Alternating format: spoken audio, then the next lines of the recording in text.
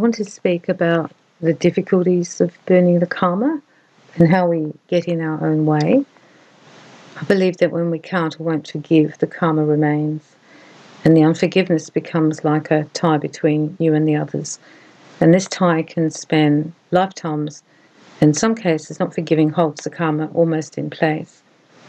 In our society, we're encouraged to think that not forgiving another person is quite okay, and however, not forgiving keeps the karma flame burning brightly. In my experience, some of the greatest karma that can be burned comes from that one act, the act of forgiveness.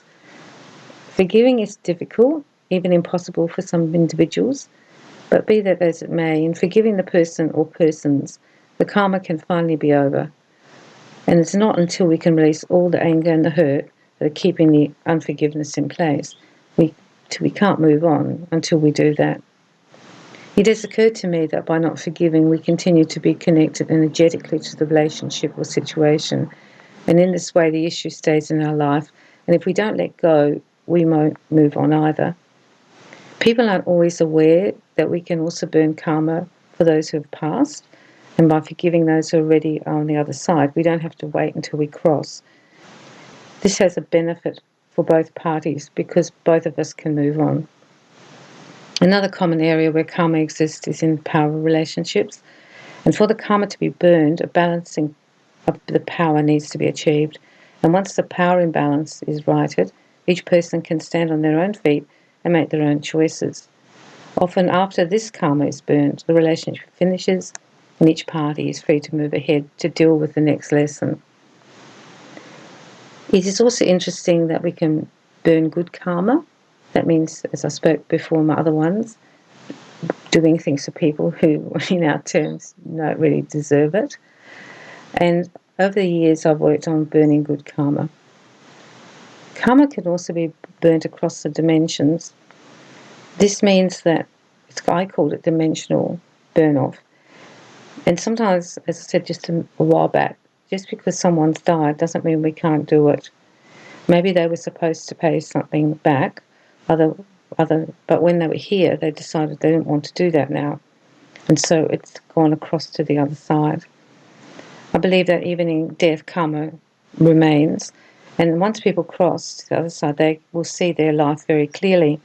And it's from this dimension that they can pay back the karma.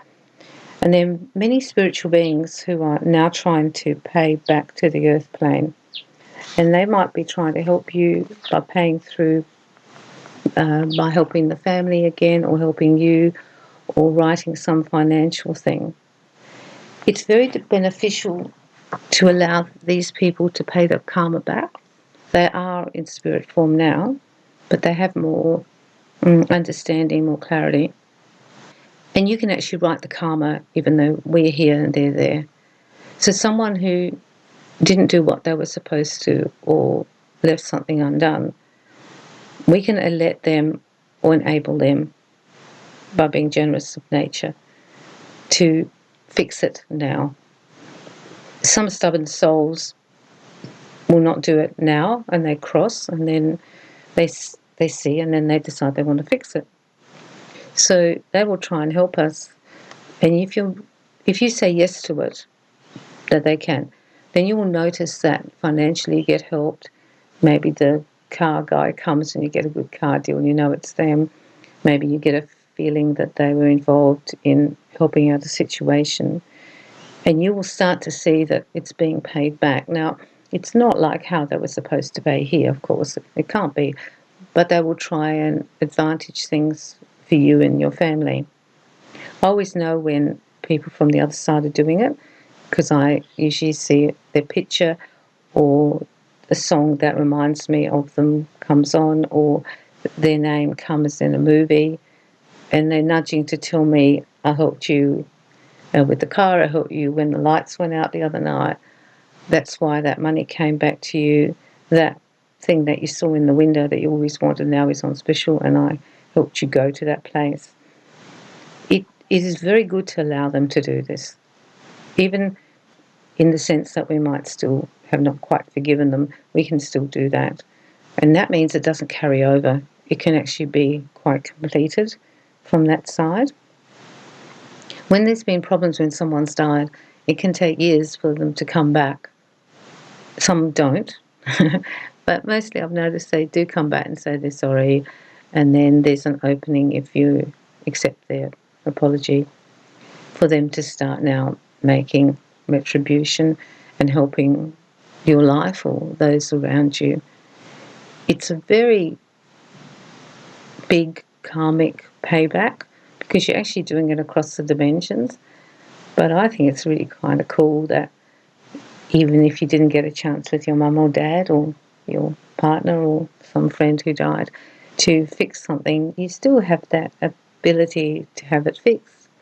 Because not all people who die in a good way that they have fixed things up. A lot of people get sick and then they are ill and they're very self-absorbed, obviously, and they don't fix things up, or they leave a mess. In some cases, they leave a big mess. And then the people who are left behind to clean the mess up.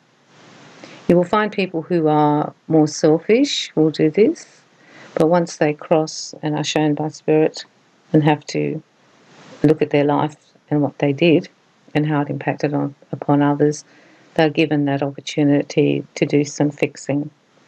The very stubborn ones will not do this, and they will just take that into the next life. And usually they will have a life that they have just given someone else. So if they've given somebody else a very hard time in a marriage, or they've been abusive, abused someone, they will often just be taught the hard way because they won't take responsibility. Allowing someone to pay back their karma from the two dimensions is good too, because when you cross over, you're going to have a look at things that you did, and I'm going to do the same, and I'm going to think, oh, I wish I hadn't done it that way. And then if I can go to that person and make something nice in their life and make it better because I messed that up, I would like to have that opportunity. It really is unconditional love. It really, really is. Let people pay the karma back. Don't be stubborn and so headstrong that you stop the love from coming in, because in a sense it is love. When we pay the karma back, it can be a loving thing to do as well for people. And I think we all need more love in this world, less power and control and more love. You can usually sense when it comes in, when it's from a person from the other side. Sometimes if you go to a reader or clairvoyant, the father or someone will actually turn up. I've had that happen where the person's father or whoever the husband has turned up and begged forgiveness and said how sorry they were. And I've even had it that I have the tears coming out of my eyes when I read it. Then it's up to the person that they wronged or upset to accept or not.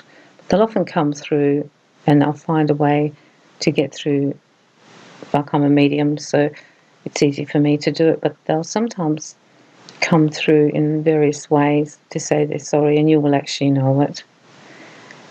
Open your heart to people who've maybe done you wrong, in the sense that you allow the karma to be righted, because we all are flawed and we all don't do it right, and there's many things I think we look back and think we could have done that better. And so if we get a second chance, that's very good. Enjoy your week. Have a quiet, nice one. The world's a bit messy right now, so do something nice and be in nature. Love and light.